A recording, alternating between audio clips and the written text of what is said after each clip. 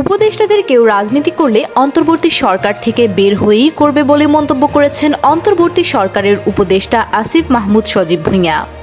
একই সঙ্গে রাজনৈতিক দলেরও সরকারের কাজে হস্তক্ষেপ এবং বিভিন্ন সরকারি ও সাংবিধানিক গুরুত্বপূর্ণ পদে নিয়োগে তদবির বা চাপ প্রয়োগ করা অনুচিত বলে উল্লেখ করেছেন তিনি। বৃহস্পতিবার 23 জানুয়ারি সন্ধ্যায় নিজের ভেরিফাইড ফেসবুক অ্যাকাউন্ট থেকে দেওয়া এক স্ট্যাটাসে একথা বলেন আসিফ মাহমুদ সজীব ভুঁইয়া। বুধবার প্রকাশিত বিবিসি বাংলাকে দেওয়া বিএনপির মহাসচিব মির্জা ফখরুল ইসলাম আলমগীরের এক সাক্ষাৎকার প্রসঙ্গে উপদেষ্টা নাহিদ ফেসবুকে প্রতিক্রিয়া জানানোর পর আসিফ মাহমুদ এই প্রতিক্রিয়া জানালেন। নাহিদ বলেছিলেন, ফখরুলের নিরপেক্ষ সরকারের দাবি আরেক 1/11-র ইঙ্গিত।